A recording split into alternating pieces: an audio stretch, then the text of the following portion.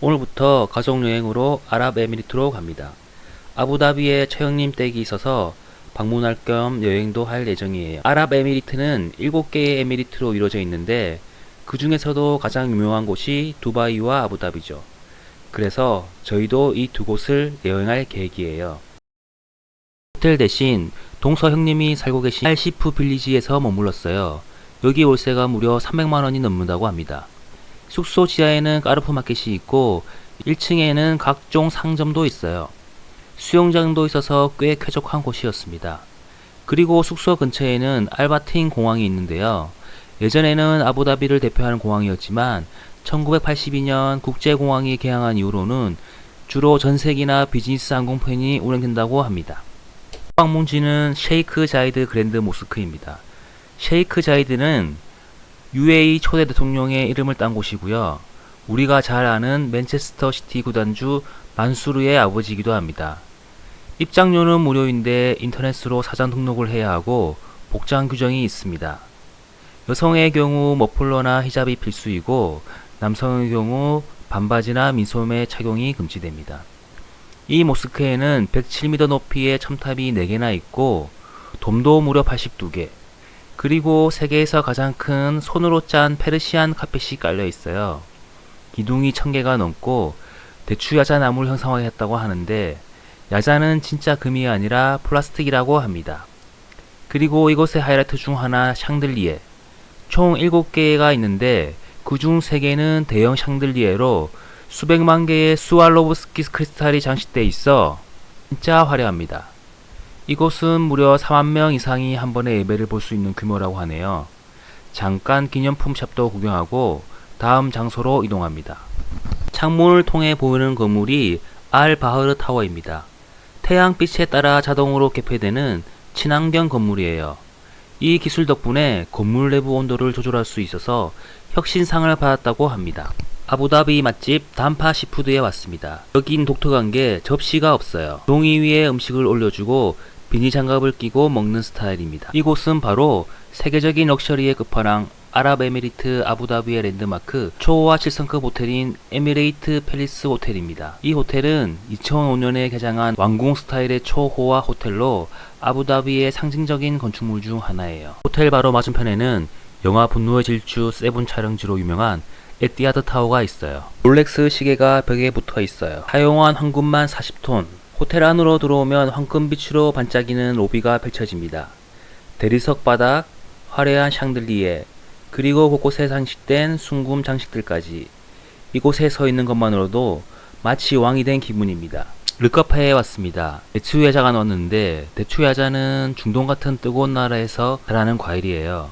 야자수에서 열리는 열매인데 겉은 쫀득하고 속은 꿀처럼 달달해서 천연 초콜릿이라고 불려요. 이게 바로 르카페의 시그니처 메뉴 24K 골드 카푸치노입니다. 보이시나요? 컵 위에 진짜 금가루가 듬뿍 뿌려져 있어요. 이게 단순한 커피가 아니라 왕족급 럭셔리 드링크라는 거죠. 부드러운 에스프레소 풍미와 크리미한 우유, 그리고 살짝 느껴지는 고급스러운 금가루 식감까지. 이거 마시면 진짜 VIP 된 기분이에요. 이건 금 아이스크림입니다. 그냥 금박 살짝 뿌린 게 아니고요. 진짜 24K 금이 아이스크림 위에 펄럭펄럭 올라갑니다. 가격은 당연히 좀 사악해요. 하지만 아부다비까지 왔으면 한 번쯤 이런 골드 럭셔리를 경험해봐야죠. 여기가 아부다비 대통령궁 카스르 알 와탄이에요. 버스로 이동합니다. 2017년에 완공됐는데 건축비가 무려 3조 원이나 들었다고 하네요. 입장료는 65디르함, 우리 돈으로 약 26,000원 정도예요. 그리고 이 궁전의 돔 지름이 85m나 되는데 세계에서 가장 큰 돔 중 하나라고 해요. 여기가 중앙광장이에요. 샹들리에 맛집 인정. 정말 화려해요. 이곳은 원래 공식 행사나 국빈 방문 때만 사용하다가 2019년에 일반인들에게 처음 개방됐어요. 공식 행사가 없는 날에는 관광객들도 자유롭게 방문할 수 있답니다. 우리나라로 치면 청와대 같은 곳인데 국빈 방문이나 정상회담 같은 중요한 행사들이 열리는 곳이에요. 여기서 각국 정상들이 준 선물들이 전시되어 있는데 우리나라에서 보낸 자개 장식품이 너무 예뻤어요. 일본 선물. 여기는 연회장입니다. 대통령궁은 해질 무렵에 가는 게 좋아요. 왜냐하면 매일 저녁 7시에 라이트 쇼도 같이 볼 수 있거든요.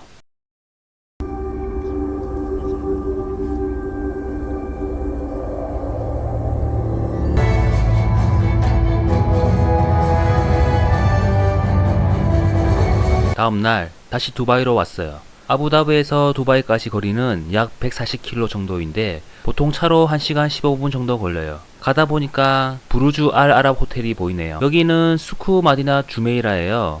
수쿠는 시장이란 뜻인데 전통적인 아랍 시장을 현대적으로 재해석한 쇼핑몰이에요. 그리고 아브라 투어도 했어요. 전통 나무배인 아브라를 타고 마디나 주메이라의 수로를 따라 이동하는 코스예요. 수로 길이가 약 5km 정도 되는데 인공운하를 따라 쭉 둘러볼 수 있어요. 특히 부르주 알 아랍을 색다른 각도에서 볼 수 있어서 좋더라고요. 가격은 85에서 100 디르함 정도, 우리 돈으로 약 3만원대예요.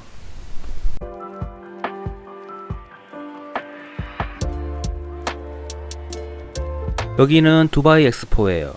원래 2020년에 열릴 예정이었는데 코로나 때문에 연기됐다가 결국 2021년부터 2022년까지 진행됐어요. 여기는 알리프 파빌리온인데 미래의 이동수단과 기술 발전에 대해 보여주는 곳이에요. 안에 들어가면 3명의 거대한 인물이 나오는데 크기가 어마어마해요. 디테일이 엄청나서 마치 살아있는 것처럼 느낄 정도예요. 완전 예술입니다. 전동 킥보드를 탑니다. 엑스포가 공식적으로 종료됐음에도 관광객들이 많았습니다. 가든 인 더 스카이는 두바이 엑스포 시티에 있는 회전 전망 타워예요. 2020년 두바이 엑스포 때 엄청 인기 있었던 시설인데 지금도 운영 중입니다. 이 전망대는 높이 55m까지 올라가면서 310도 회전하는 5형 전망대라서 올라가면 두바이 엑스포 시티를 한눈에 내다볼 수 있어요.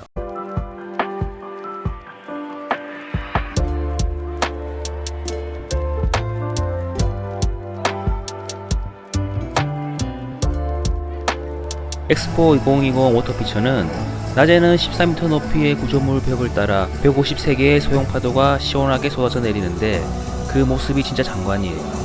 두바이의 상징을 할 수 있는 부르주 할리파 분수쇼를 만든 첨단 기술이 여기에 사용됐다고 해요.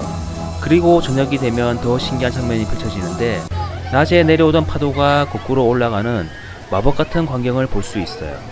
두바이 엑스포의 심장이라 불리는 알 와슬 플라자, 우리말로 번역하면 연결이라는 뜻인데 이름처럼 엑스포 한가운데 위치해서 기회, 이동성, 지속가능성 이 세 가지 테마 구역을 연결해주는 역할을 해요.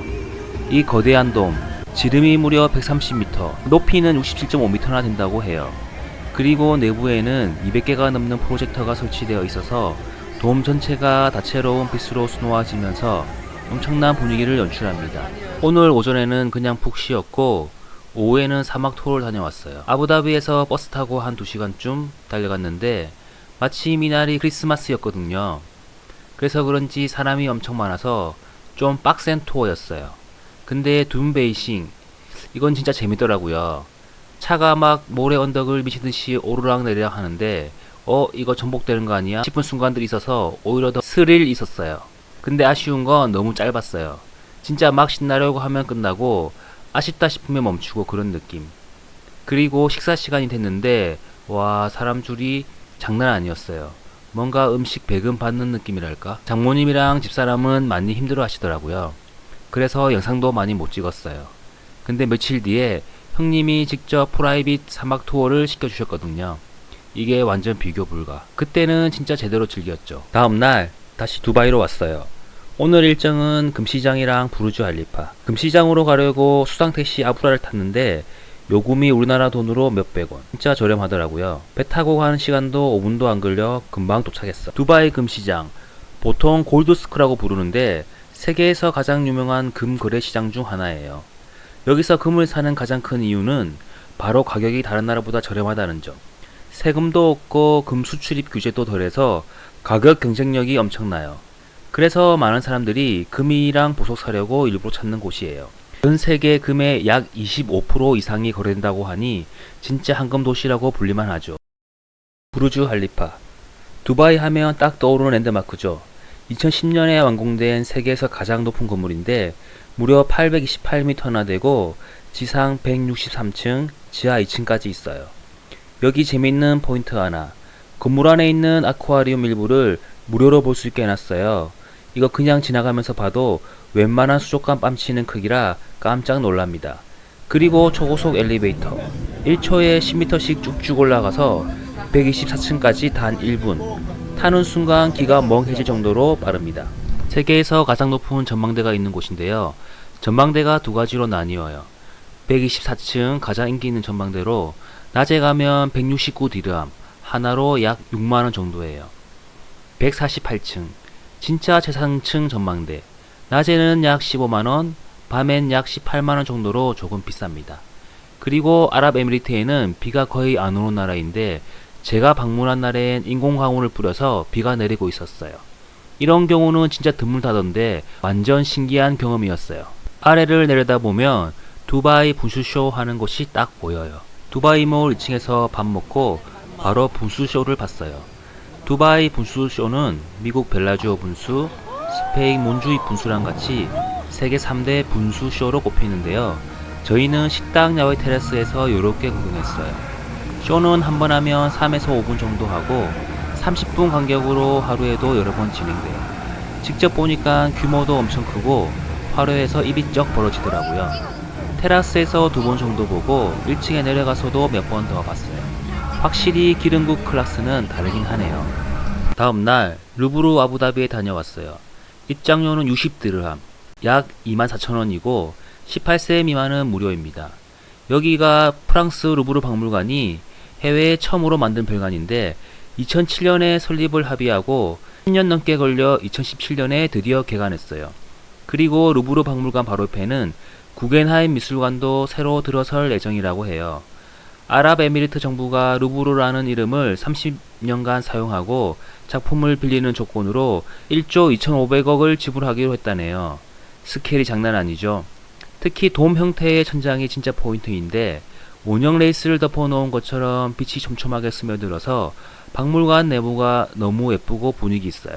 숙소에서 좀 쉬다가 야스베로 향했어요. 가는 길에 페라리 월드가 보이더라고요. 근데 우리 가족은 속도 고소공포증 콤보라서 그냥 패스했어요. 야스베에 도착해서 가족끼리 보트 투어를 했어요. 30분 정도 타는데 음악도 나오고 노을도 지고 완전 분위기 좋아서 지루할 틈이 없었어요. 가는 길에 에티하드 아레나가 보였어요. 블랙핑크도 여기서 공연을 했다고 하네요. 그리고 하늘을 보니까 비행기가 날아가더라고요. 그걸 보니까 이제 집에 돌아갈 날이 얼마 안 남았다는 게 확 와닿았어요. 여행 끝이 다가오네요. 이날은 이번 여행에서 제일 기억에 남는 사막 캠핑을 다녀왔어요. 며칠 전에 갔던 사막 투어는 사람이 너무 많아서 좀 힘들었는데 동서 형님 덕분에 이번엔 완전 프라이빗한 사막 캠핑을 할 수 있었어요.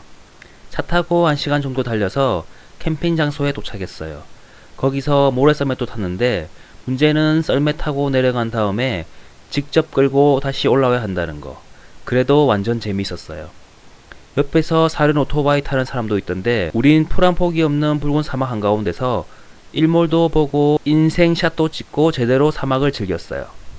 저녁엔 숯불에 구운 양갈비를 먹었는데 진짜 그 맛은 절대 잊을 수가 없을 정도로 완벽했어요.